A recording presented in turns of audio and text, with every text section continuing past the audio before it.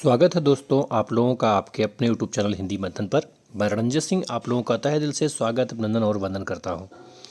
आज हम लोग एक नए पेपर सेट के साथ यहां पर उपस्थित हुए हैं।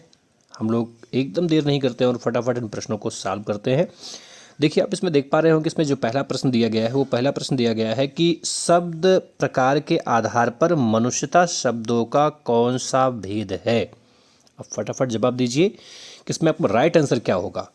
यानी जो मनुष्यता शब्द है वो जातिवाची संज्ञा है, वो प्रेरणार्थक क्रिया है, या फिर वो गुणवाचक विशेषण है, या भाववाची संज्ञा है। तो आपको खूब अच्छे से पता है इसमें जो राइट आंसर आपका होगा वो क्या होगा। तो ध्यान रहे, पहले तो समझो इसको कि जो मनुष्यता शब्द है इसमें मूल शब्द क्या है, मनुष्य। और मनुष्य शब्द जो है जातिवाची संज्ञा है, और उसी जातिवाची संज्ञा में ता प्रत्यय का योग करके क्या बनाया गया है, भाववाची संज्ञा बनाया गया है। आपका जो राइट आंसर हो जाएगा वो हो जाएगा भाववाची संज्ञा। ठीक है, और ये प्रश्न देखो आ चुका है कनिष्ठ सहायक पुनर्परीक्षा 2019 में। अगला प्रश्न दिया गया है कि तन शब्द का स्त्रीलिंग निर्धारित करना है आपको। तन शब्द का लिंग निर्धारित करना है। ठीक है, कि जो तन शब्द है वो क्या है, मतलब वो उभय लिंग है, वो नपुंसक लिंग है, वो स्त्रीलिंग है, या फिर वो पुल्लिंग शब्द है। तन मतलब होता है शरीर। तन मतलब क्या होता है, शरीर। दूसरी सबसे बड़ी चीज़, आपने एक पंक्ति सुनी होगी कि यह तन कागद का पुतला। यह तन कागद का पुतला, यह तन कागद की पुतली नहीं कहा गया है, यह तन कागद का पुतला। मतलब जाहिर सी बात है इस वाक्य से भी चीज़ें स्पष्ट हो जा रही हैं कि इसका सही लिंग जो बनेगा वो क्या बनेगा भैया, तो वो बन जाएगा आपका पुल्लिंग। क्या बन जाएगा, पुल्लिंग बन जाएगा। ठीक है, अगला प्रश्न दिया गया है कि से अलगाव किस विभक्ति का बोधक चिन्ह है। जो से होता है भाई, से क्या है, एक कारक चिन्ह है, और जो से कारक चिन्ह है वो किस विभक्ति के लिए यूज में आती है, आपको ये आंसर देना है। ठीक है, मतलब जो से का प्रयोग होता है वो अधिकरण में होता है, संप्रदान में होता है, अपादान में होता है, कर में होता है। तो ध्यान रहे, जो से कारक चिन्ह का प्रयोग होता है स्पेशली वो दो जगहों पर होता है। एक तो कर्ण कारक में होता है और दूसरा अपादान कारक में होता है। लेकिन जो कर्ण कारक में होता है वो के द्वारा के परिप्रेक्ष्य में होता है, एक साधन के रूप में यूज किया जाता है। लेकिन जो अपादान कारक में से का यूज होता है वह अलगाव की स्थिति के लिए होता है। जैसे ध्यान से समझना, जैसे सेंटेंस आपको दे दिया जाए कि मोहन पेन से लिखता है, तो पेन से लिखता है अर्थात पेन के द्वारा लिखता है। यहाँ पर जो से यूज हुआ है वो कर्ण कारक है। लेकिन बच्चा पेड़ से गिरा, मतलब ये क्या हुआ, अब बच्चा जो है पेड़ से अलग हो रहा है, अलगाव की स्थिति है, अर्थात यहाँ पर क्या हो जाएगा, अपादान कारक। तो आपका राइट आंसर क्या होगा, तो आपका राइट आंसर ये हो जाएगा, क्योंकि अलगाव की स्थिति की बात कर रहा है तो अलगाव की स्थिति जो बनती है वो कहाँ बनती है, अपादान कारक में बनती है। आपका राइट आंसर हो जाएगा अपादान कारक। अगला प्रश्न इसमें दिया गया है, ध्यान से आप देखेंगे कि दिए गए विकल्पों में से वह शब्द चुनिए जिसका प्रयोग सदा एक वचन में होता है। सदा एक वचन में, ध्यान से समझना है। तो आप समझ पा रहे होंगे कि इसमें जो कक्षा शब्द है ये एक समूहवाची संज्ञा है। समूहवाची संज्ञा है, ये बहुवचन का शब्द है, ये बहुवचन का शब्द है, और ये भी बहुवचन के लिए ही यूज में आता है। इसमें आप देख रहे हैं प्रत्येक का मतलब ही होता है हर एक, एक। ठीक है, तो इसमें जो प्रत्येक शब्द दिया गया है ये क्या है, तो ध्यान रहे इसका यूज हम लोग एक वचन में ही करते हैं, कभी इसका बहुवचन में यूज नहीं हो सकता है। ठीक है, एक का बहुवचन रूप अनेक होता है। ठीक है, लेकिन प्रत्येक शब्द जो है वह एक वचन में ही यूज किया जाने वाला शब्द है। ठीक है, आगे देखेंगे। अगला प्रश्न दिया गया है, यहाँ एकदम स्पष्ट इन चीज़ों को समझने की कोशिश करेंगे।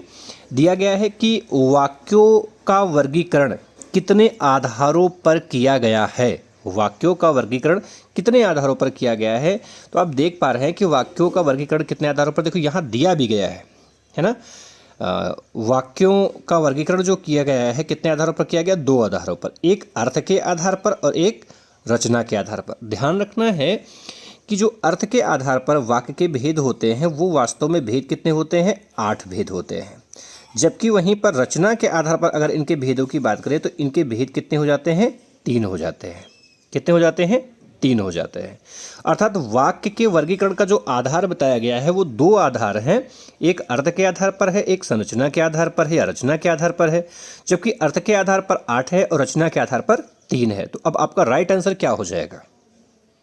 आपका राइट आंसर क्या होगा कि वाक्यों का वर्गीकरण कितने आधारों पर होता है? मतलब वो 3 आधारों पे होता है, 4 आधारों पे होता है, 2 आधारों पे होता है या फिर 8 आधारों पर होता है? एकदम स्पष्ट जवाब इसका है कि जो भेद होता है वाक्य का वो 2 आधारों पर किया जाता है। पहला है अर्थ का आधार, दूसरा है रचना का आधार। समझ में आया? अगला प्रश्न ध्यान से देखेंगे हम। अगला प्रश्न दिया गया है कि इनमें से कौन सा शब्द भाववाची संज्ञा नहीं है? मतलब आपको भाववाची संज्ञा नहीं है, आपको ये बताना कि कौन सा भाववाची संज्ञा नहीं है। ठीक है, तो इसमें दिया गया है, पहला सोना दिया गया है, मनाही दिया गया है, विद्युता दिया गया है और खुशी दिया गया है। तो आपको पता है कि इसमें जो सोना शब्द दिया गया, सोना सोना, आपको पता है कि सोना एक पदार्थवाची संज्ञा है। क्या है? पदार्थवाची संज्ञा है। ये सोना ही एक ऐसा शब्द है जो भाव की श्रेणी में नहीं आता है। ठीक है, तो आपका जो राइट आंसर हो जाएगा वो ऑप्शन नंबर ए हो जाएगा। अब आप देख पा रहे होंगे जो दूसरा प्रश्न दिया गया है वो दिया गया है कि निम्न में से कौन सा शब्द संज्ञा है? आपको संज्ञा छांटना है इसमें से। क्रोध, क्रोधित, क्रोधी, क्रुद्ध। तो ध्यान से समझना क्या है कि इसमें ये जो देख पा रहे हैं दोनों का यूज बहुत ज़्यादा देखने के लिए मिलता है ना? क्रोधी व्यक्ति, क्रोधित व्यक्ति, क्रुद्ध व्यक्ति। तो आपको ये तो नियम पता है ना कि जिन संज्ञाओं के साथ में जिन शब्दों के साथ में संज्ञा पद जुड़ जाए वो सारे के सारे पद जो हैं वो विशेषण की श्रेणी में आता है। अर्थात ये भी विशेषण, ये भी विशेषण, ये भी विशेषण। लेकिन क्रोध व्यक्त थोड़ी ना होता है, व्यक्त तो क्रोध ही होता है। तो इसमें क्रोध शब्द जो है ये स्वयं ही एक संज्ञा है। और किस प्रकार की संज्ञा है? तो ध्यान रहे ये भाववाची संज्ञा का उदाहरण है। किसका? भाववाची संज्ञा का उदाहरण है। और ये प्रश्न आ भी चुका है यूपी परीक्षा 2016 में। ठीक है, आगे का प्रश्न देखेंगे हम लोग। ये भी यूपी में आया है।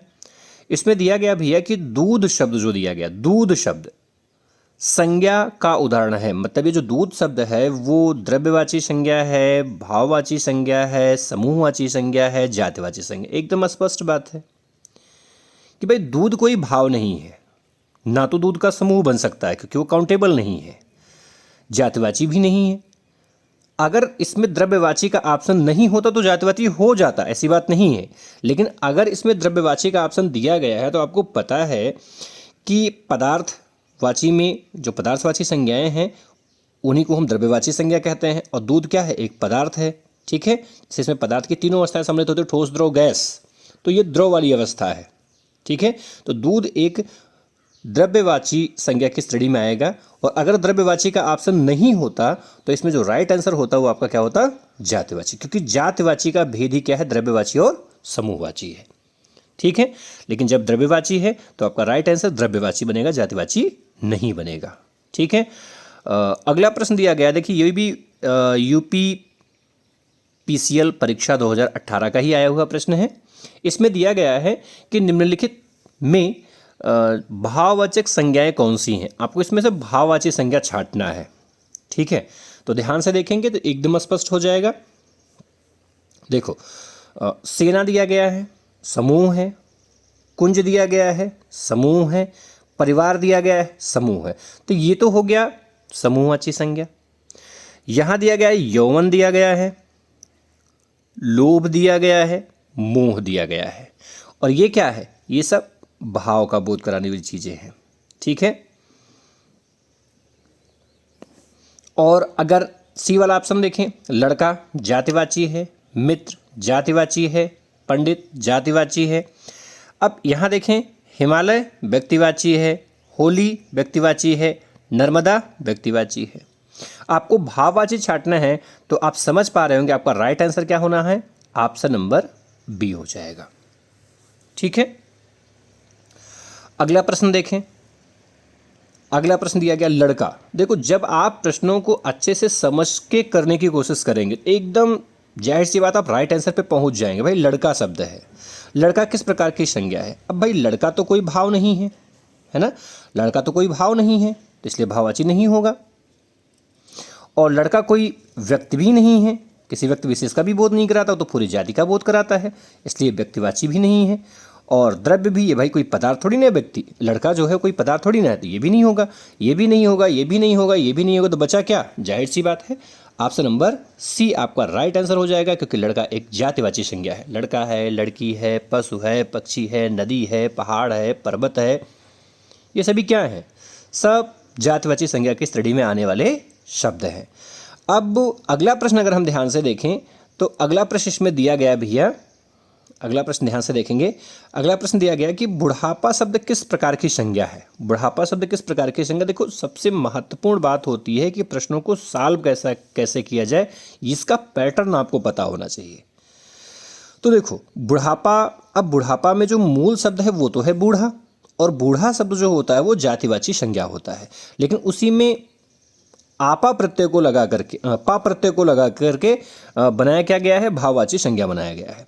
अब आप ध्यान से समझेंगे कि इसमें जो बुढ़ापा शब्द है वो क्या है? बुढ़ापा एक भाव है, क्योंकि बुढ़ापा तो हम महसूस कर सकते हैं व्यक्ति के हाव भाव को देख करके। भाई अगर चेहरा रूखा हो गया है ना, लटक सा गया है, चमड़ी लटक सी गई है, बाल पक चुके हैं, आँख से कम दिखने लगा है, ऐसी स्थितियां हम देखते हैं तो ये निष्कर्ष लगाते हैं व्यक्ति क्या हो गया है? बूढ़ा हो गया है।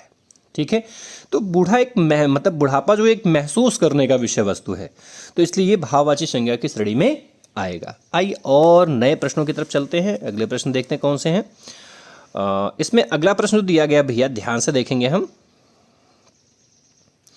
अगला प्रश्न दिया गया है कि निम्न में जातिवाचक संज्ञा कौन सी है? आपको जातिवाची संज्ञा इसमें ढूंढनी है। तो आपको पता है, ध्यान से देखेंगे कि मैंने जातिवाची संज्ञा क्या है।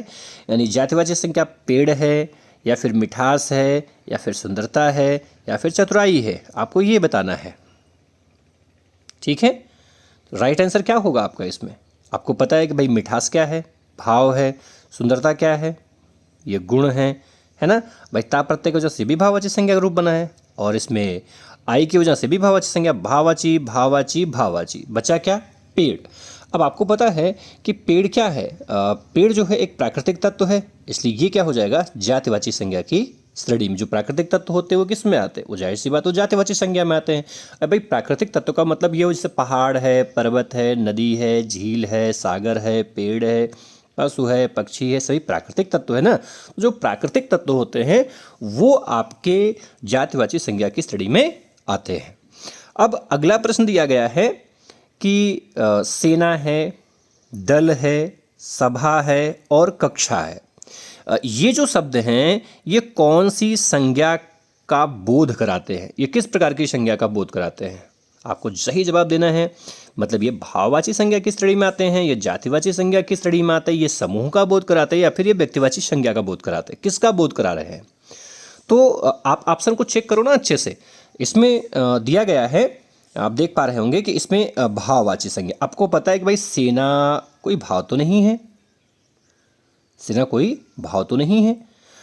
सेना जातिवाची की श्रेणी में आ सकता है और समूहवाची की श्रेणी में आ सकता है, और व्यक्तिवाची की श्रेणी में नहीं आ सकता है। लेकिन आपको एक चीज़ तो पता ना कि जो जातिवाची संज्ञा होती है वो दो प्रकार की होती है, एक समूहवाची संज्ञा होती है और एक होती है पदार्थवाची संज्ञा।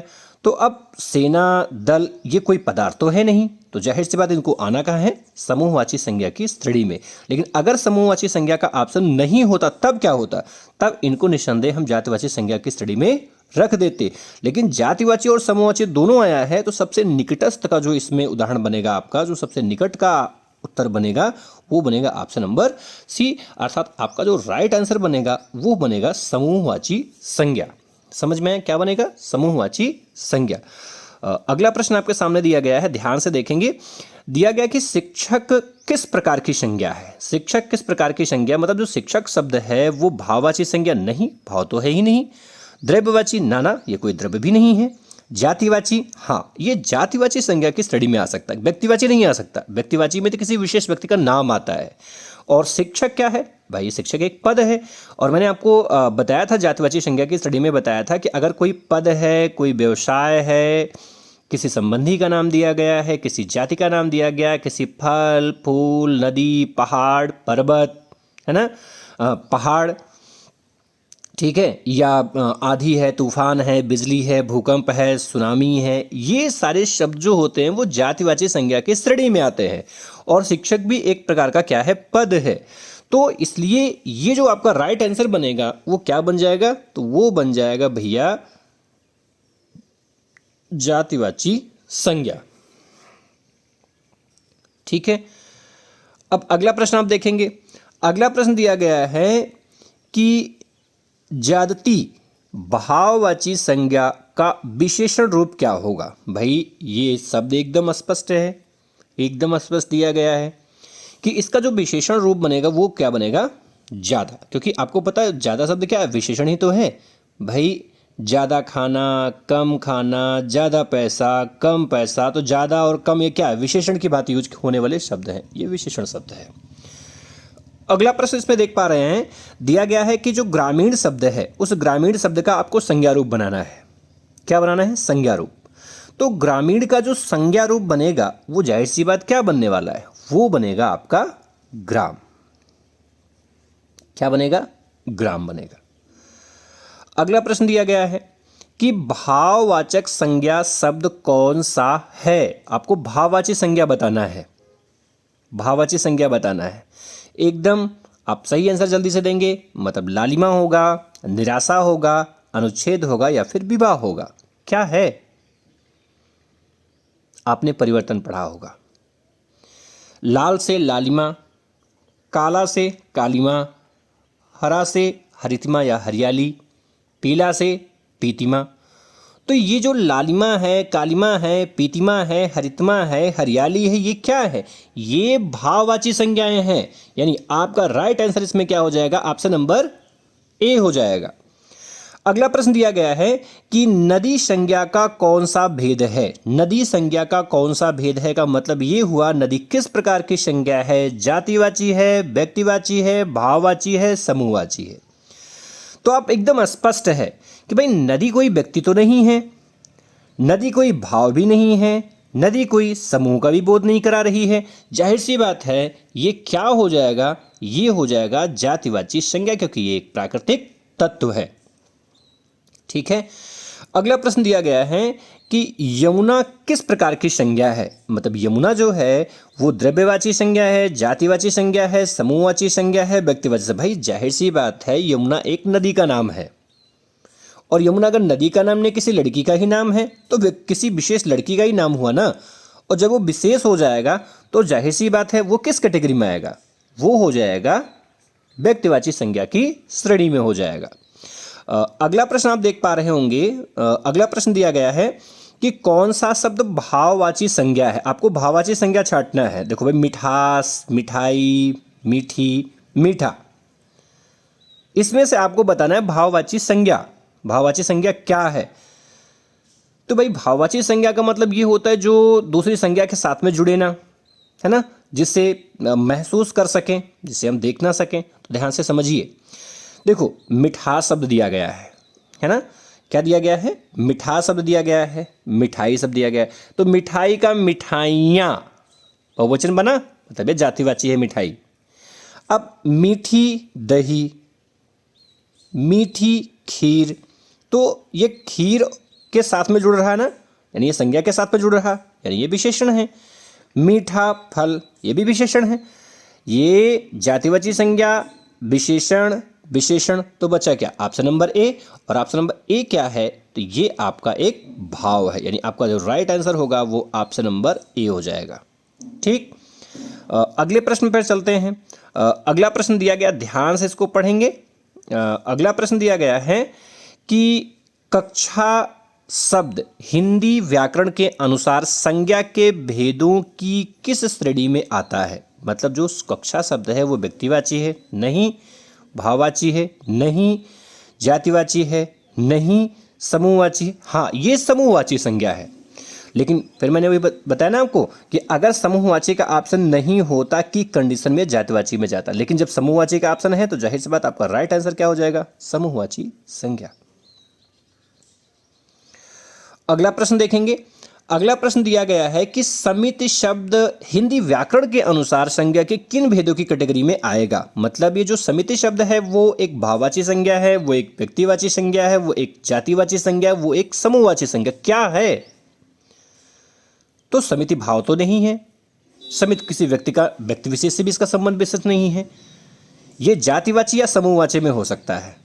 तो सबसे निकट के आंकड़े में क्या आएगा, जाहिर सी बात है ऑप्शन नंबर डी, ये एक समूहवाची संज्ञा है। ठीक, अगला प्रश्न देखेंगे। अगला प्रश्न दिया गया है, आप देख पा रहे होंगे। अगला प्रश्न दिया गया है कि संज्ञा शब्द कावेरी का भेद क्या है। मतलब कावेरी क्या है, कावेरी शब्द जो है वो जातिवाची संज्ञा है, भाववाची संज्ञा है, समूहवाची संज्ञा, व्यक्तिवाची संज्ञा क्या है। तो कावेरी कोई जाति तो नहीं है, कावेरी कोई भाव तो नहीं है, कावेरी कोई समूह तो नहीं है, जाहिर सी बात है वो व्यक्ति विशेष का नाम है। ठीक है, तो राइट आंसर आपका हो जाएगा व्यक्तिवाची संज्ञा। आज का पेपर सेट यहीं पर समाप्त होता है। इसके आगे हम लोग नई क्लास के साथ, नए पेपर सेट के साथ पुनः आपसे मुलाकात करेंगे। तब तक के लिए धन्यवाद। लेकिन जाने से पहले आपसे निवेदन करते हैं कि आप हमारे चैनल को लाइक ज़रूर करें। लाइक नहीं करते आप लोग, वीडियो देखें तो निवेदन है लाइक ज़रूर करें। लाइक करें, सब्सक्राइब करें, कमेंट करें और अपने इष्ट मित्रों के पास में इसे शेयर भी करें। फिर मिलेंगे, तब तक के लिए धन्यवाद।